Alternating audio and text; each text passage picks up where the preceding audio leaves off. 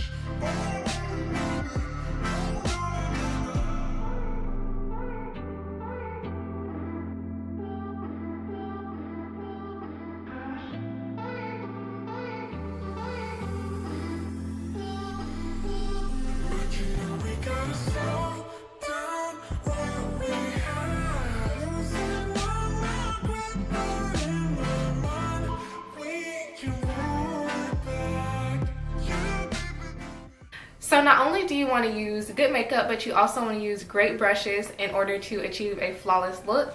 Today I use the Real Techniques Expert Face Brush, and this is good because it has like an oval shape, so it's good to get in between eyebrows and small spaces. And sometimes I even use the Real Techniques Buffing Brush, and this is really big and it has a lot of surface area, so it's great for blending in foundation. Also, to make sure that my foundation is blended really well, I go over with my Real Techniques makeup sponge. So now that you have on your foundation and everything is looking good, the next step is concealer.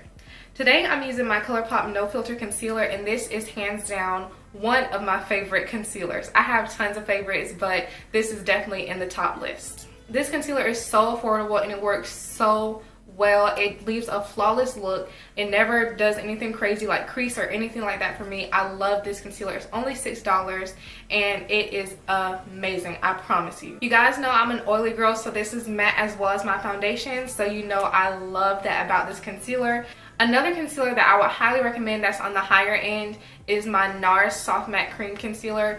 I love this stuff, and I honestly have to say this NARS concealer is definitely #1 on my favorite concealer list. Today I'm just going to be using my Colourpop, and I'm in the shade Tan 50, and I just highlight right under my eyes and on the bridge of my nose, and I make sure to bring the concealer up the side of my nose, and that's going to help for when I contour my nose. And I definitely don't have to use a lot of it because it blends out very well. Sometimes before I blend out my concealer, I spray my makeup sponge with my Urban Decay Slick Makeup Setting Spray. And this is for oil control, but It just depends on if I remember or not. It really doesn't make a difference to me whether I spray my sponge or not. But today I'll just spray it.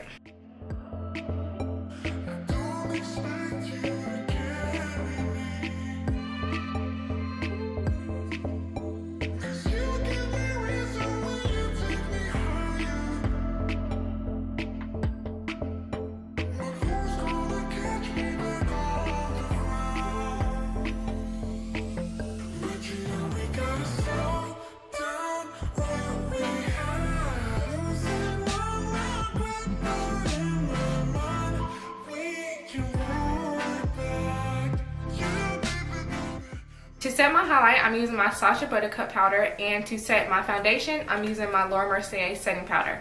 I do this because I really don't like the look of the translucent setting powder under my eyes. I really prefer the yellow powder under my eyes. I just think it looks better. So what I do with my Buttercup powder, I take my makeup sponge, and I forgot to mention that it is damp when I'm doing foundation, when I'm doing concealer, and it's still damp now that I'm doing the powder. I just think it melts into the skin better with using a damp makeup sponge. So what I do is I basically blend the powder into my skin. I don't let it sit there, and I do not bake because I think when I bake, it just looks really, really out there. So I just like to set it.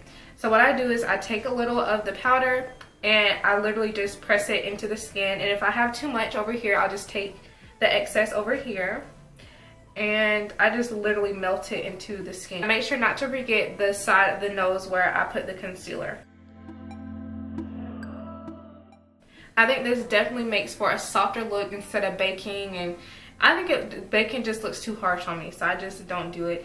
And with anything, makeup is about how you want to look or your face type. You know, you don't have to do everything that I do, and I don't have to do everything that somebody else does. That's a mistake that I made when I was a beginner. I would look at somebody's makeup who I like, I watch their videos and try to copy exactly what they did, but it doesn't work for, like, what I do might not work for you. So, you know, just take some tips and take some things and make it your own. That's the best thing I could tell you about, you know, doing makeup, especially when it comes to highlighting and contouring.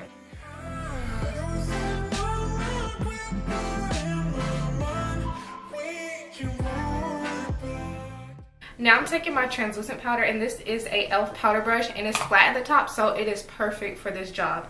I just dip my brush in there and tap the excess off, and I just set my foundation. Now I use this as a method to get rid of any excess Buttercup powder that I left as well.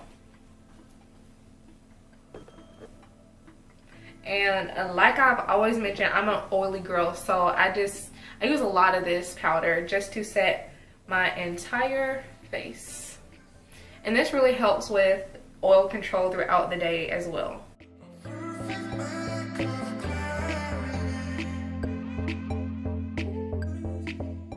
So now it's time to contour, and this is one of my weaknesses. I've never been that good at contouring, and that's why instead of contouring these days, I bronze, but I still put it, you know, in the same places that you would put a contour. I remember I used to use cream contour, and it used to come out looking so muddy.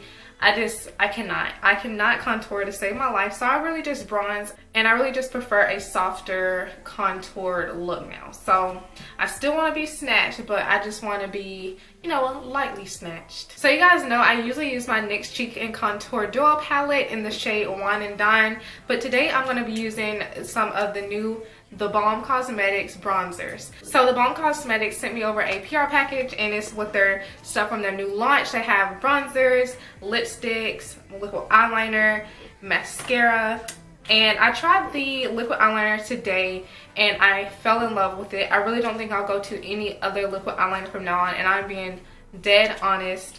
This is their Shwing liquid eyeliner, and this goes on like a liquid eyeliner, but it looks like a gel liner, and I'm not good with gel liner. I love gel liner, but I cannot do it to save my life, so I have fallen in love with this. Like, it literally looks like I used gel eyeliner for this wing, so I really love this eyeliner. I won't go to anything else now. I am hooked. So like the theme of this new launch is like women empowerment, so it has like awards, and that's what the bronzers are like. They're like a play on different awards. Like the light one is called Tony, so you know, like the Tony Awards, and then the medium shade is called Oscar, and the darkest one, which I'll be using today, is called Grammy. I think that is so freaking cute. I really hope this works for me because I have been wanting to try something new. This is what it looks like on the inside. This is the darkest shade that they have. So I'm going to be using my Real Techniques contour brush, and this is perfect because it has a point at the end of it. It's perfect for bronzing.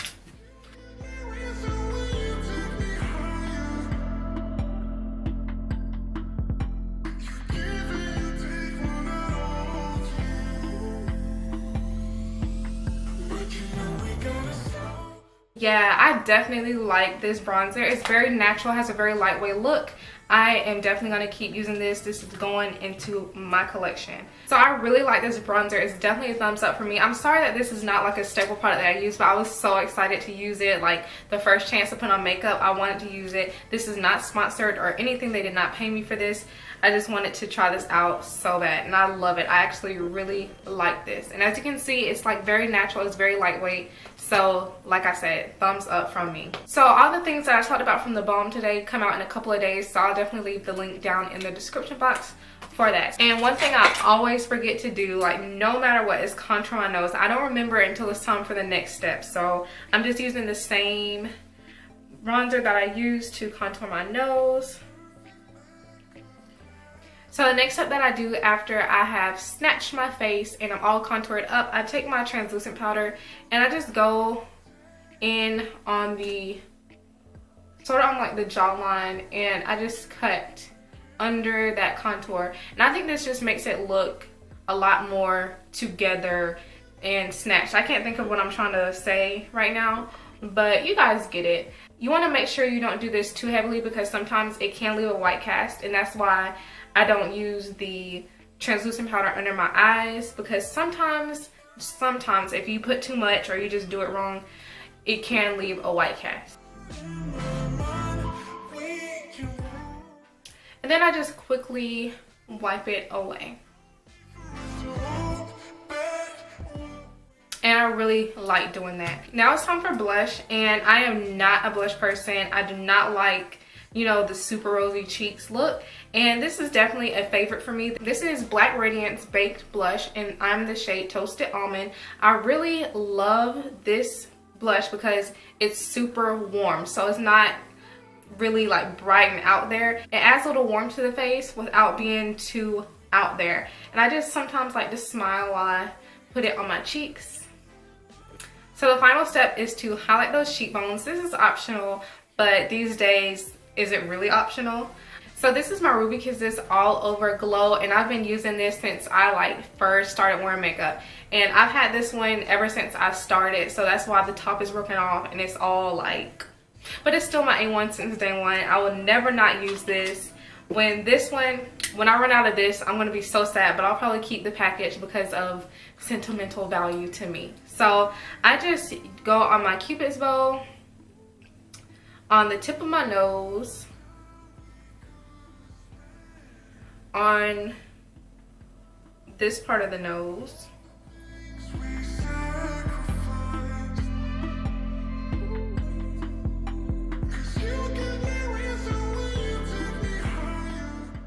and I also like to smile a little bit while I do this.